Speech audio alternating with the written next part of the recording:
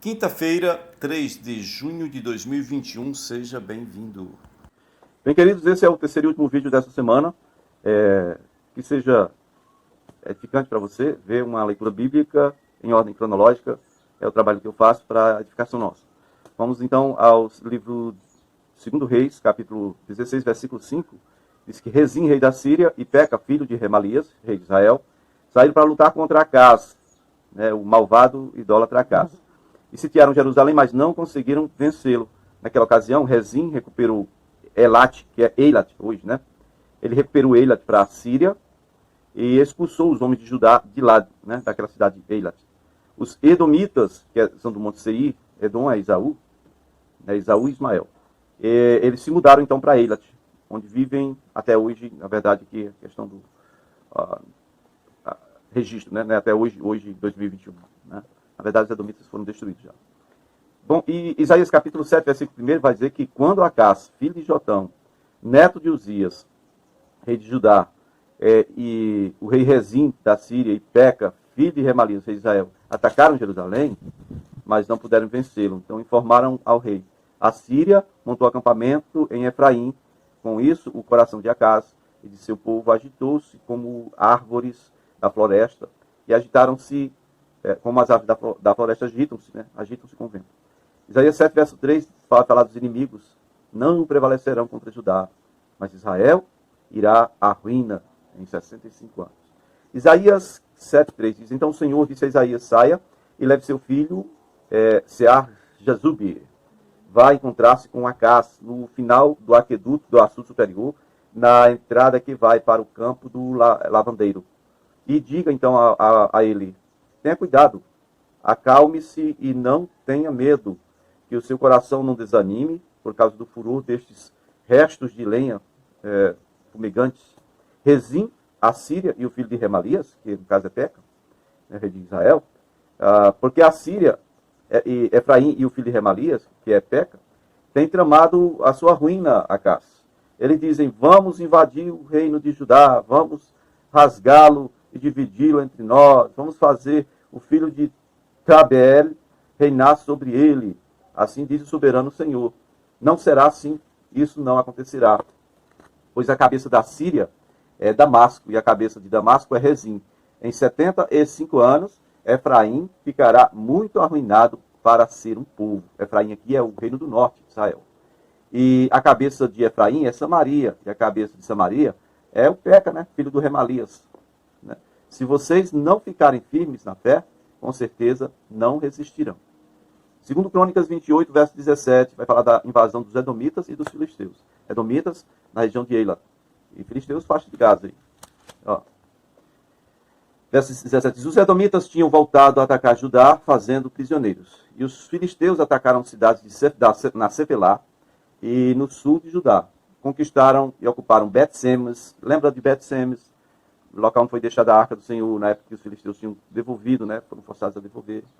Bet-Semes, na verdade, foi Davi que deixou na casa de Obed-Edom, pegou a arca lá para trazer, ficou em Obed-Edom.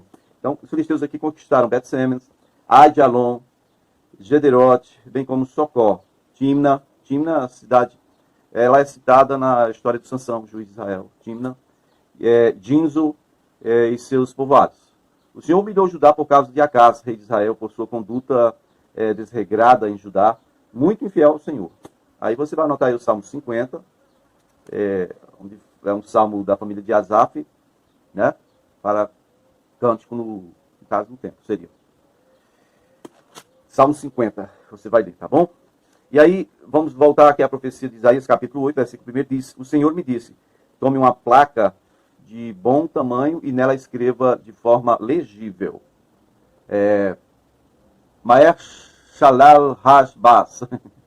E chame o sacerdote Urias, olha aí, e Zacarias, filho de Jeberequias, como testemunha de confiança. Então, deitei-me com a profetisa e ela engravidou e deu à luz um filho.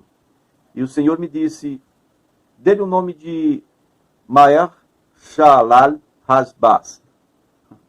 Pois antes que o menino saiba dizer papai ou mamãe, A riqueza de Damasco e os bens de Samaria serão levados pelo rei da Assíria. Assíria não é o mesmo que Síria, não. Aqui está dizendo que a Síria será levada pela Assíria. Ok? Isaías 17:1 diz a advertência contra Damasco. Damasco deixará de ser cidade e se tornará um montão de ruínas. Suas cidades serão abandonadas, serão entregues aos rebanhos que ali se deitarão e ninguém os espantará. Efraim, no caso é Israel, reino do norte, aí Efraim, deixará de ser uma fortaleza e Damasco uma realeza. O remanescente de Arã será como a glória dos israelitas, anuncia o Senhor dos Exércitos. Naquele dia a glória de Jacó se definirá, a gordura do seu corpo se consumirá. Será como quando um ceifeiro junta figos e colhe espigas com o braço, como quando se apanham os feixes de trigo no vale de Refaim. Contudo, restarão algumas espigas, como quando se sacode a oliveira. Ficam 2 ou 3 azeitonas nos galhos mais altos, né? E umas 4 ou 5 nos ramos mais produtivos. Assim diz o Senhor. Naquele dia os homens olharão para aquele que os fez e voltarão os olhos para o Santo de Israel. Não olharão para os altares, para as obras de suas mãos. E não darão a mínima atenção ao poste sagrado, ao poste ídolo, né? E aos altares de incenso que os seus dedos fizeram. Naquele dia, as suas cidades fortes, que tinham sido abandonadas por causa dos israelitas, serão como lugares entregues aos bosques e ao mato, e tudo será desolação. Porque vocês se esqueceram de Deus, o seu Salvador, e não se lembraram da rocha, da fortaleza de vocês. Por isso, embora vocês cultivem as melhores plantas, as videiras importadas, né? E no dia em que as semearem, as façam crescer de manhã, florescer, contudo não haverá colheita no dia da tristeza e do mal irremediável.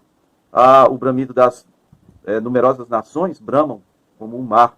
O rugir dos povos rugem como as águas impetuosas, embora os povos rujam como ondas encapiladas ou encapetadas.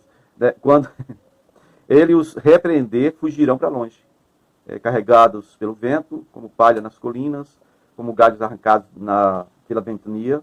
Ao cair da tarde, pavor repentino, antes do amanhecer, já se foram. Este é o destino dos que nos saqueiam. Essa é a parte que caberá aos que nos roubam. Né? Aqui está falando do reino do norte, que é Israel, e da Síria. Então, a Assíria derrota a Síria, e Rezim, inimigo de Judá, é assassinado. Vamos lá em 2º livro das Crônicas, capítulo 28, versículo 16, diz que nessa época o rei Acaz enviou mensageiros ao rei da Assíria para pedir-lhe ajuda. Acaz apanhou, versículo 21 agora, Acaz apanhou algumas coisas do templo do Senhor, do palácio real e dos líderes e ofereceu ao rei da Assíria, mas isso não adiantou. Segundo Reis 16, verso 7, diz: Acaz enviou mensageiro para dizer a Tiglat-Pileser, rei da Assíria: sou teu servo e teu vassalo. Vem salvar-me das mãos do rei da Síria, rei de Damasco, e do rei de Israel, que estão me atacando. Acaz ajuntou prata, ouro, encontrados no templo do Senhor e no depósito do palácio real, e enviou-os como presente ao rei da Assíria. Não é Síria, Assíria. Este atendeu o pedido, atacou Damasco e a conquistou. Deportou seus habitantes para Kir e matou Rezim. Ok? Nessa época, o Tiglat-Pileser III conquistou algumas áreas para a Assíria. Né? Uma coisa Síria, outra é Assíria. Estou falando da Assíria. Durante o seu reinado, Tiglat-Pileser, rei da Assíria, invadiu e conquistou Abel-Bet-Maaca. Está em 2 Reis 15, verso 29. Tomou Gileade e tomou a Galileia, inclusive toda a terra de Naftali, e deportou o povo para a Síria. Isso é o exílio de Israel. 1 Crônicas, capítulo 5, versículo 25, diz: mas foram infiéis para com o Deus dos seus antepassados, se prostituíram seguindo os deuses dos povos que Deus tinha destruído diante deles. Por isso Deus de Israel incitou Pul, que é Tiglat-Pileser, rei da Síria, que é o terceiro, da Assíria, a levar as tribos de Ruben, Gade, meia tribo de Manassés, para Halá, Abor e Hara, e para o rio Gozã, onde estão até hoje. Tá?